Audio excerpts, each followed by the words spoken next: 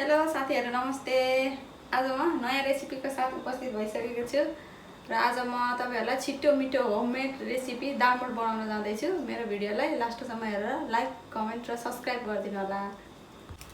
अब फर्स्टमा मैले यो धनियालाई, जिरालाई, धनिया त छैन मसँग, जिरालाई भुटेर यसको धुलो रेडी गर्छु।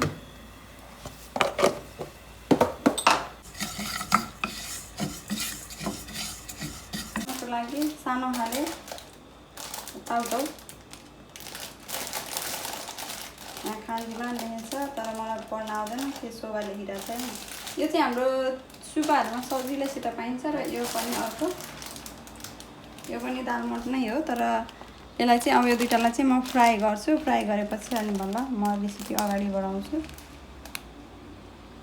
यो चाहिँ भुटेको जिरा, यो बिरेनुन र यो धुलो खुर्सानी, यो हरियो केराउ, बदाम, यो सबै तीनटै बदाम, यो चाहिँ हरियो केराउ।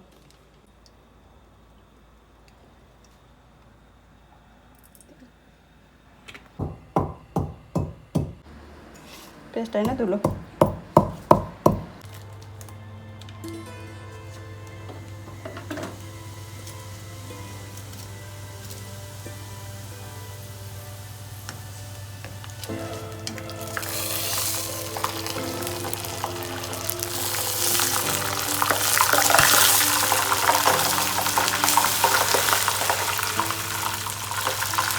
पानी बजाड़ी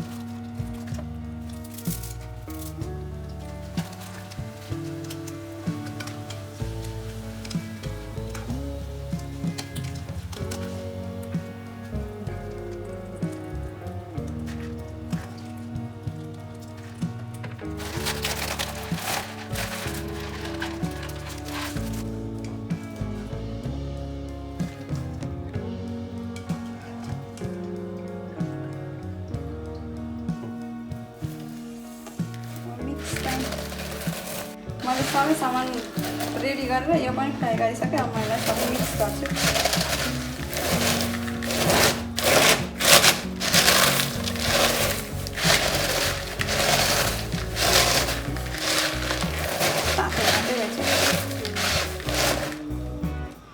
अब पहिला मसलाबाट यो चाहिँ हाम्रो जिराको धुलो, जीरा धनिया हो, जिराको धुलो, अनि यो चाहिँ हरियो खुर्सानी, हरियो खुर्सानी रातो खुर्सानी पहेँलो, अनि यो चाहिँ बिरेनुन, स्वादको लागि बिरेनुनको स्वादै अर्कै हुन्छ नि। अनि सेतो नुन अनि अलिक कम्ती नुन पनि कालो हुन्छ यो सेतो र कालो हुनु होला नि त्यो त बिरेन भएर नामै चेन्ज हो नि त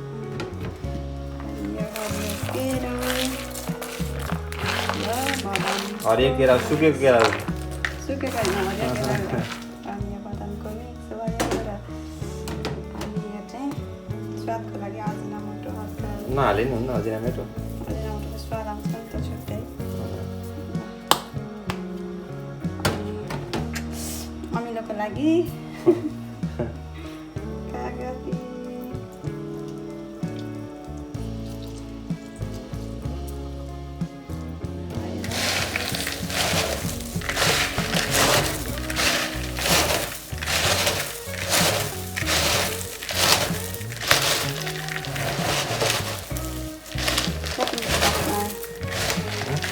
बास्नमा कति मिठो आइसक्यो खाना स्वाद कस्तो हो बास्ना चाहिँ मिठो आइसक्यो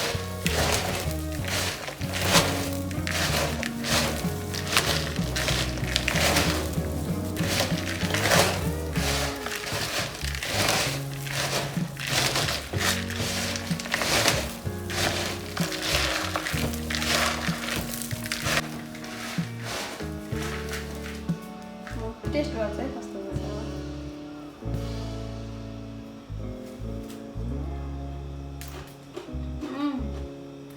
दाम नै कसैबाट किनेर ल्याएको नै यो मिठो गर्छ